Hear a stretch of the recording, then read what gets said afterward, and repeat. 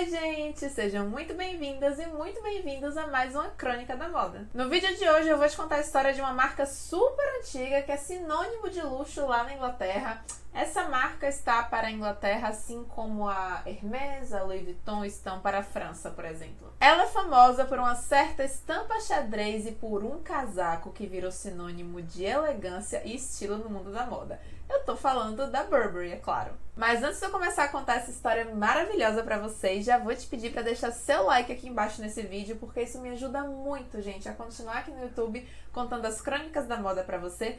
E se você ainda não é inscrito no canal, aperta essa bolinha aqui que fica nesse cantinho e se inscreve agora. E não esquece de ativar o sininho também, porque aí quando você ativa o sininho, você recebe uma notificação toda vez que eu coloco vídeo novo aqui pra vocês. Tá preparada? Então senta aí e vem comigo conhecer a história da Burberry. Bom, se você já assistiu meus outros vídeos aqui contando a história dessas grandes marcas de luxo super famosas, você já deve imaginar que o nome Burberry é, na verdade, o nome de uma pessoa, né? Thomas Burberry nasceu em 1835, ainda lá em meados do século XIX, nos arredores de Yorkshire, na Inglaterra. O pai dele era fazendeiro e a mãe dele trabalhava numa loja de departamentos chamada Marks & Spencer, que existe até hoje e é até hoje a maior rede de lojas de departamento da Inglaterra. Desde cedo, Thomas aprendeu o ofício do corte e costura. Inclusive, ele fazia muitas cortinas, mas foi em 1856, com 21 aninhos, que ele decidiu empreender e abriu a sua loja, que era chamada Burberry's, com apóstrofo S, né? No inglês, quando a gente usa a palavra o nome de alguém, né, com apóstrofo S no final, dá o tom de possessividade. Então é como se o nome da loja fosse do Burberry, né? Os produtos do Burberry, as coisas do Burberry. Essa primeira loja não era em Londres, tá? E o foco dela era produzir roupas, né, para proteger as pessoas do clima inglês, ou seja, muito frio, muito chuvoso. Então produzia muita coisa de lã, né? Casacos de chuva, tudo com corte excelente. Não era nada assim com design muito arrojado, nada ligado à moda ainda, eram roupas mais funcionais. Bom, com o passar das décadas a empresa vai crescendo, afinal o produto que ele vendia era praticamente um produto essencial para quem morava naquela região, né? Precisava ter um casaco de chuva, precisava ter roupas de frio, e o Thomas Burberry oferecia esses produtos com muita qualidade. O corte dele era realmente excelente, era a coisa que ele mais prezava, que a roupa tivesse um bom caimento. Mas, como eu falei, até então a gente está falando muito mais de um produto essencial para o clima daquela região do que um acessório de moda. Mas o grande pulo do gato do Thomas Burberry, que levou o seu negócio a outro patamar, foi a invenção do gabardine em 1879. O gabardine foi um tecido criado pelo próprio Thomas Burberry e que era resistente à água, impermeável. Ele utilizou uma técnica que já era usada nas bagagens, né, nas malas de viagem, né, e ele inserou o tecido.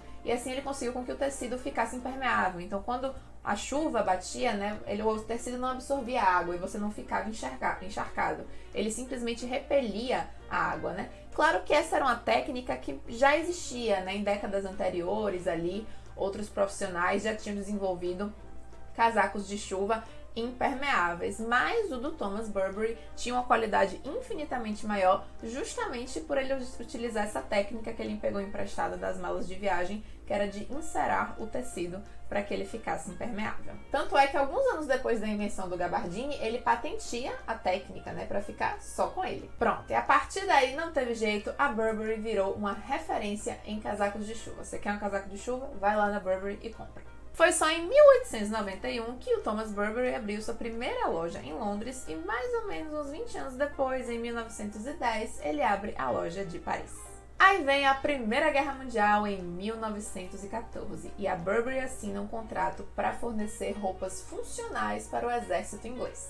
E aí nasceu quem? Uma das peças mais famosas da Burberry, a peça pelo qual a marca é reconhecida até hoje, o famosíssimo Trench Coat. O Trench Coat tem esse nome porque a palavra trench em inglês significa trincheira, e a Primeira Guerra Mundial foi uma guerra de trincheira.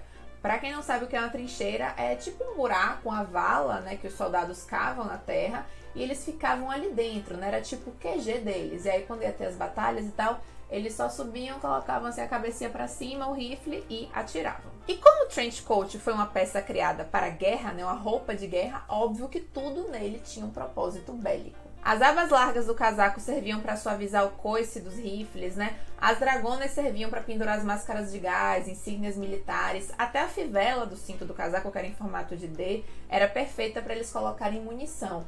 Isso sem falar na cor, né? Que é aquele tom de bege meio khaki, que foi pensado justamente por conta da camuflagem. Bom, em 1918 acaba a guerra e a Inglaterra sai vitoriosa. E a partir daí o trench coat da Burberry vira assim como se fosse uma medalha de honra, sabe? É um sinal daqueles homens que foram lutar na guerra com bravura, com coragem e que voltaram, né? Porque se você morresse lá no campo de batalha, dificilmente seu trench coat ia voltar. Então, assim, foi uma peça que entrou pro imaginário popular como um símbolo de coragem, de luta, de bravura. Era realmente como se fosse uma medalha de honra. Você carregar um trench coat mostrava, olha, ele foi pra guerra, ele lutou e ele voltou. E claro que com essa moral toda, os produtos da Burberry caíram nas graças da família real britânica. Em 1919, um ano após a guerra ter terminado, o rei George V concedeu o selo real à Burberry, né, que é um selo que mostra que o rei ou a rainha consome produtos daquela marca, né? Depois a rainha Elizabeth também vai dar esse selo para Burberry.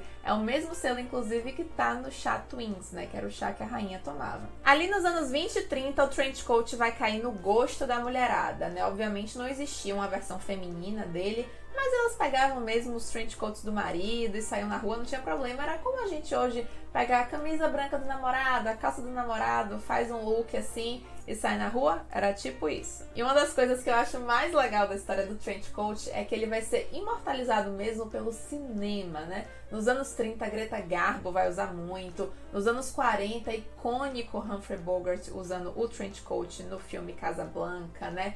Depois também tem a cena linda de bonequinha de luxo, né? Que já é dos anos 60, de 61. Mas é a cena final onde a Holly Golightly, que é a personagem da Audrey, e o par romântico dela, o Paul, se beijam na chuva e os dois estão usando trench coat. Eu acho essa cena linda e simboliza muito, inclusive, que era uma peça de roupa unissex, né? Porque os dois estão ali numa cena romântica e os dois estão usando a mesma roupa. Naquela época não era comum ter roupas unissex. O trench coat era uma das poucas que servia para isso. Em 1920 é lançado outro grande ícone da Burberry até hoje, que é a estampa xadrez bege, vermelha e preta, que foi inspirada no tartan, que é aquele xadrez bem tradicional que tá naquelas saias escocesas, nos kilts. Inicialmente esse xadrez era só usado no forro dos casacos, como é até hoje, inclusive. Aí, a partir dos anos 60, do final dos anos 60, ele vai aparecer em lenços, em guarda-chuva, aí depois vem bolsa, enfim, canetinha, tudo que você imaginar da Burberry hoje tem esse xadrez. Durante a década de 1920 é também quando o fundador da Burberry, o Thomas Burberry, falece. Em 1939 vem a Segunda Guerra Mundial e mais uma vez a Burberry fecha contrato para fornecer as roupas do exército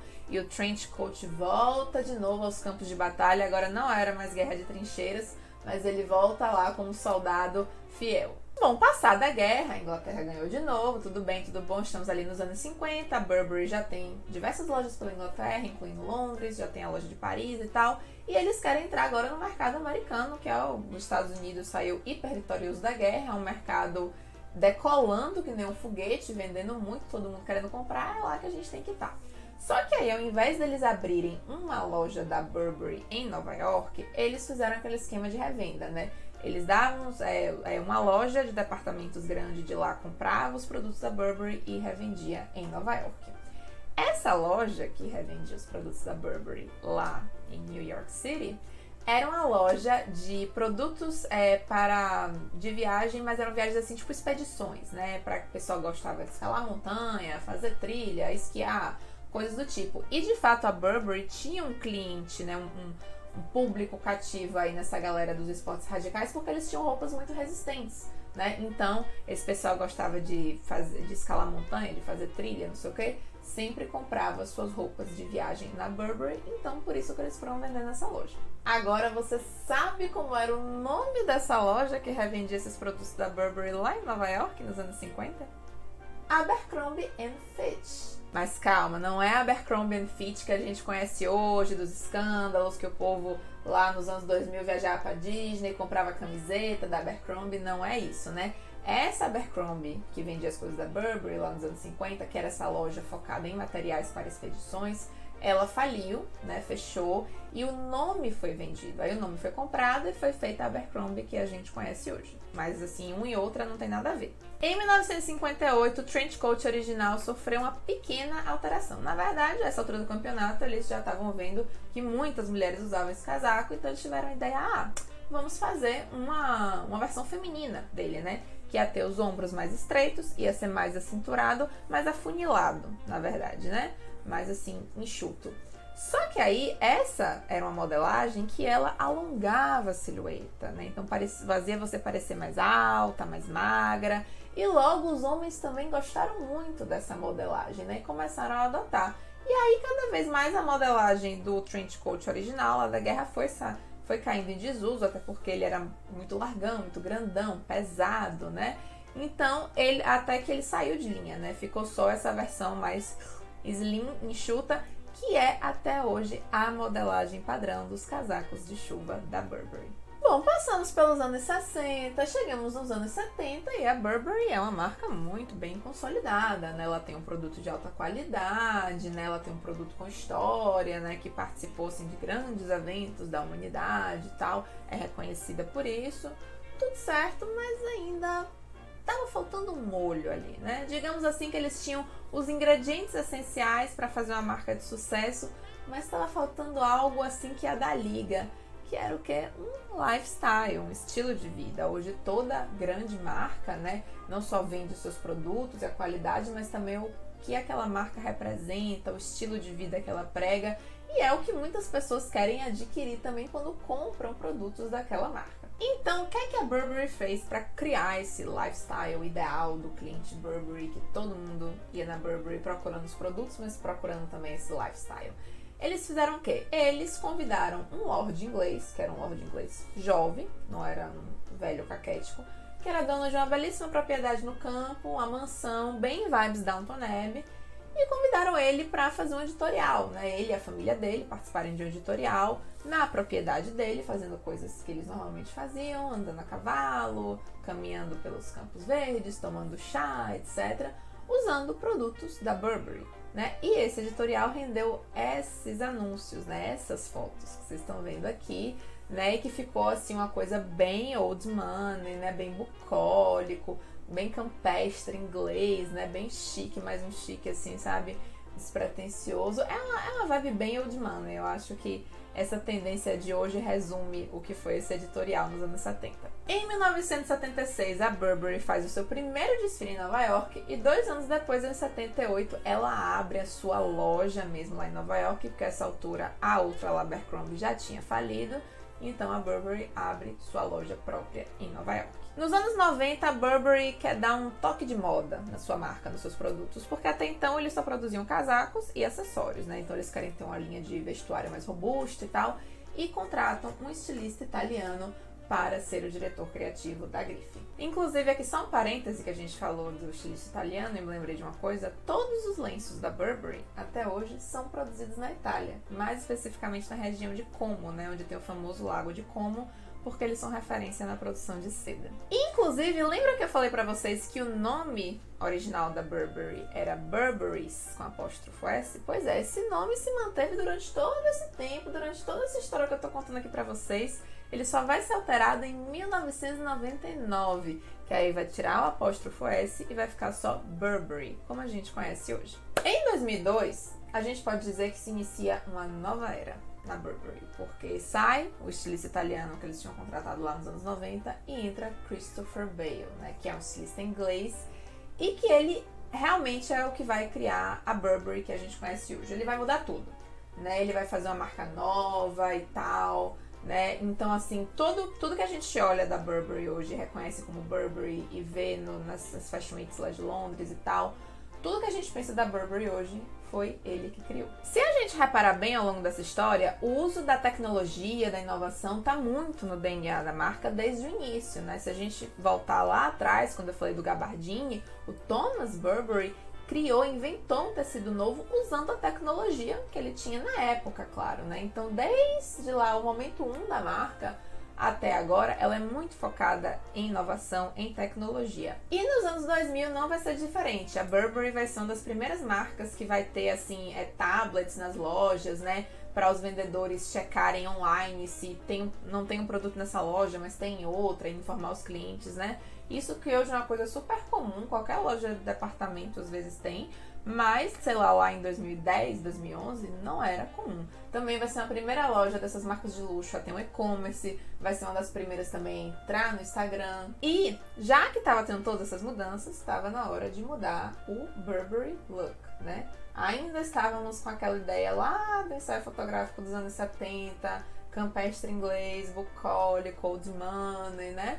E aí o Christopher Bale contrata ninguém mais, ninguém menos do que o maior fotógrafo de moda que tem, o mais famoso, que é o Mario Testino, para fazer um novo editorial para Burberry. Isso em 2010. E o Mario Testino tem um outro estilo, né? Ele traz uma coisa muito mais jovem, muito mais urbana para Burberry, né? Tanto é que os modelos, se a gente olhar nas fotos, eles não só são jovens, mas também eles, na maioria das vezes, eles estão em grupo, né? Ou em duplo, em trio, ou num grupo grande, né? Para mostrar essa coisa de que são jovens, que moram em uma grande cidade, não é mais a pessoa que mora lá numa mansão no campo, o jovem que mora na grande cidade, né, super agitado, que é muito sociável, tem muitos amigos e sai com esses amigos e todos eles usam Burberry porque todos eles são legais, descolados, moram numa das grandes capitais do mundo, que é Londres, sabe? Então, assim, essa campanha me dá uma vibe, assim, meio Gossip Girl inglês, sabe? O Christopher Bale passou quase 20 anos na Burberry, né? Construiu tudo que a gente conhece hoje da marca em termos de moda, estilo, mas ele também fez algumas coisas que não agradaram muito, né? Foram meio polêmicas, né? A Burberry normalmente fazia 4 desfiles, né? Por temporada, por ano. Né, porque 2 eram da parte feminina, um primavera-verão, outro outono-inverno, e 2 da parte masculina, um primavera-verão, outro outono-inverno. E aí, uma época, ele decide unir feminino e masculino, fazer um desfile misto, e aí a Burberry só iria fazer 2 desfiles por ano. Um primavera-verão, feminino e masculino, um outono-inverno, feminino e masculino. E na época isso deu um super problema, porque isso envolve produção, né? Então você tem uma certa equipe contratada para produzir as roupas para tantos desfiles, aí se você diminui a quantidade de desfile, você tem que diminuir a produção, tem que demitir gente, enfim, rever horários, é uma coisa toda. E outra coisa também que ele quis implementar e não pegou muito foi o See Now, Buy Now, que era aquela ideia de você ter o desfile, assim que o desfile acaba, todas as peças estão disponíveis na loja e no site para venda. O que também foi uma coisa na época bem complicada, porque você tem que ter esse timing, né, de quando você apresenta uma coleção, você tem que ver como é que ela vai ser recebida pelo público, qual peça vai ter mais procura, qual vai ter menos, para inclusive você decidir como é que vai ser sua produção, o que é que você vai produzir em mais quantidade, o que é que você vai produzir em menos quantidade. Em 2018, ele deixa a Burberry e entra outro estilista italiano no lugar dele, que é o Riccardo Tisci, acho que é Tisci, que se pronuncia italiano, não sei. E o Riccardo ficou até setembro deste ano, mais conhecido como mês passado, quando foi anunciado que o Daniel Lee, que era o diretor criativo da Bottega Veneta, viria para a Burberry ocupar o cargo de diretor criativo. O Daniel Lee é inglês, a Bottega é uma marca italiana, né? E assim, eu acho que isso é mais um movimento da Burberry para modernizar a marca e trazê-la mais para perto do público super jovem, da geração Z, sabe? Porque o Daniel Lee fez isso na Bottega. A Bottega tava uma marca lá super, ninguém fala muito dela. E ele chegou, botou ela no topo, criou o icônico verde Bottega, que virou a cor do momento, copiada por 99,99% de todas as lojas de departamento de moda, a Zara, a C&A e adjacências, né? Então, assim, eu acho que a Burberry quer trazer isso para a marca deles, trazer essa coisa de criar essas tendências de febre, assim, sabe? Para Burberry, para se conectar mais com essa geração TikToker. Né? Com certeza eu acho que foi por esse lado a escolha do Daniel Lee como novo diretor criativo. E é isso, gente. Eu espero que vocês tenham gostado de conhecer a história da Burberry. Vocês sabem que eu amo contar a história dessas marcas de luxo aqui pra vocês. Então me contem nos comentários se vocês gostaram desse vídeo e me sugiram mais marcas pra eu contar as histórias aqui pra você, tá bom? Eu adoro. Um beijo e a gente se vê na próxima Crônica da Moda.